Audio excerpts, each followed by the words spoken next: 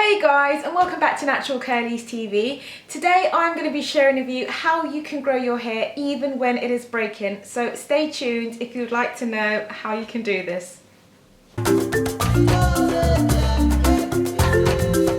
So guys, I'm sharing this with you because I actually have had experience of it, and I just don't want to come in here and share things with you that I really haven't experienced at all through my natural hair journey. So this is a lived experience for me. My hair broke a lot last year. If you haven't watched my 2016 length check, then I will link it up above. But from that video, I'm talking about how I had kind of been through, well, my hair had been through a lot of excessive shedding and breaking as well due to anemia. Despite that, I was able to grow my hair still. So when you actually see the length check, you can and compare it to 2015 to 2016, you'll see that my hair has actually grown. So I'm just here to share with you how you can do the same. No matter if your hair is breaking, you can still manage to grow your hair. So how I managed to do this myself was by kind of washing my hair regularly, making sure that my hair was kept as clean as possible, and my scalp especially, because if your scalp has lots of build-up or lots of kind of like dry skin on it and it's actually clogging the pores where the hair needs to grow out from, you're not going to get as much growth as you possibly can. So kind of for me, making sure that my hair was kept as clean as possible, my scalp was kept as clean as possible, assured me that my hair would be growing to its maximum potential. So yeah, I usually kind of wash my hair every other week, and that's what I just kept on doing. So that's what I did. That's one of the main things, or one of the main things that I kept to. So something else that I did to assure me that my hair was still growing even though I felt it was breaking a lot, I finger detangled on wash days, which is something again that I have always, well, not always done, but I've done for the past more than 2 years now, is finger detangle on wash days.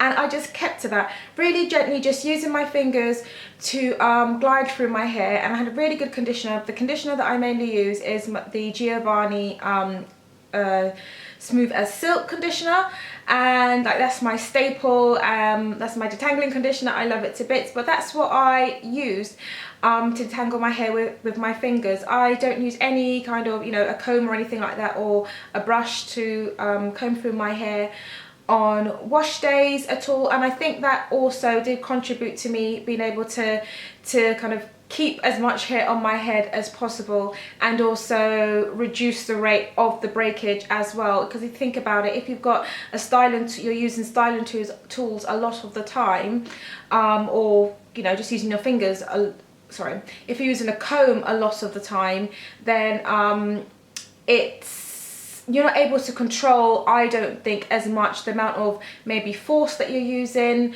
or not realizing the amount of force that you're actually using when you're combing through your hair. So that could really increase the breakage that you have. So that's what I did, guys. I use my fingers on wash days, and that's something that I've always kept to. So another thing that I kept to kind of maintain my length of my hair, and to ensure that it was still growing even though I noticed a lot of breakage, I also did a lot of protective styles, whether it was a short-term protective style or a long-term protective style.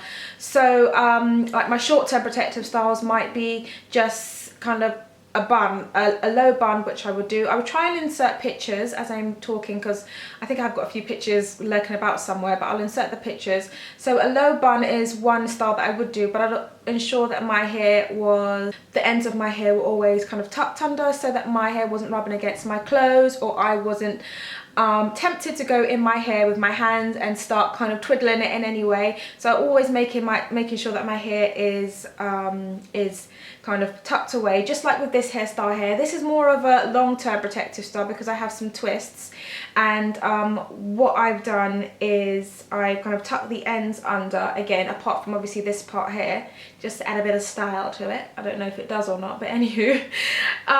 So yeah, just tucking the ends under ensures that they're not kind of rubbing against anything, or they're not likely to break in any way.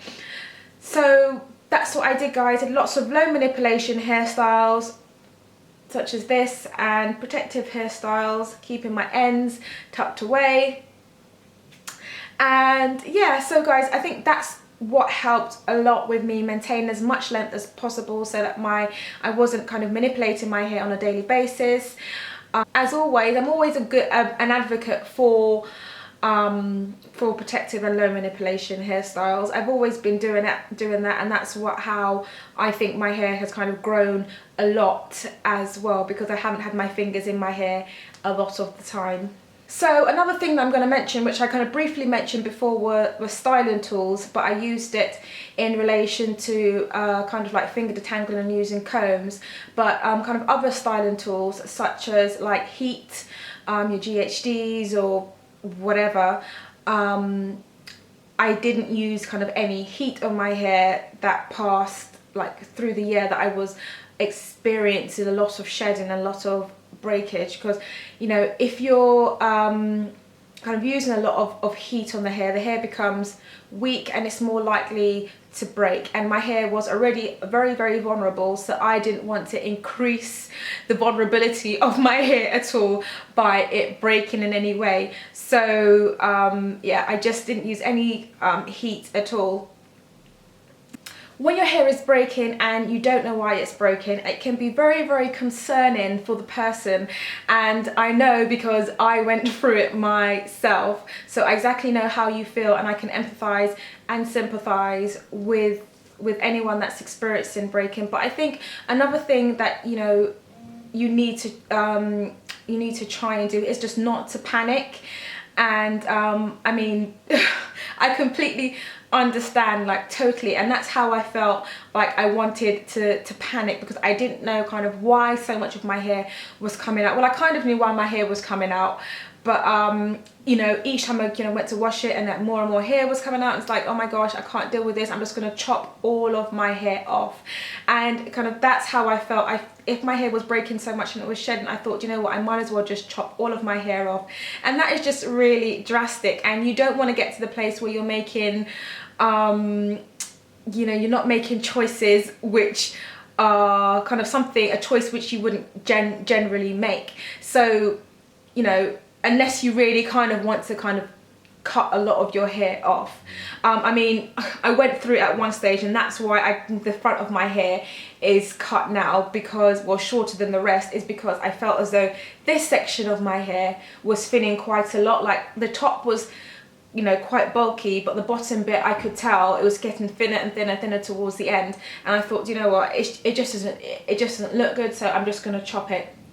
And I could have waited for my hair to kind of grow out, but it was my decision to just go ahead and cut it and to lever it out. And for me, I feel that it looks better, so that's why I did it. But you don't want to kind of go ahead and make drastic choices to just go, you know, and chop all your hair off.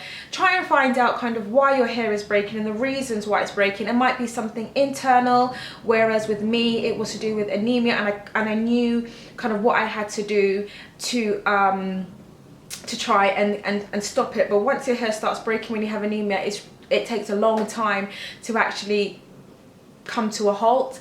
So and that's why I continue to do lots of protective styling, and kind of, you know, all the things that I've just spoken about, is to try and reduce the rate of it breaking and not to experience as much kind of shedding as well. It could be, you know, an external thing why your hair is kind of breaking a lot. It could be the fact that you are kind of, you know, got your hands in your head a lot of the time. You're doing lots of different things. You're straightening it a lot, losing lots of heat. You're dyeing it on a regular basis. You're you know, you're doing hairstyles which don't really benefit growth. So guys, like I said, try not to panic. Try not to panic when your hair's breaking. Just try and deal with the situation and try and figure out why this might be happening.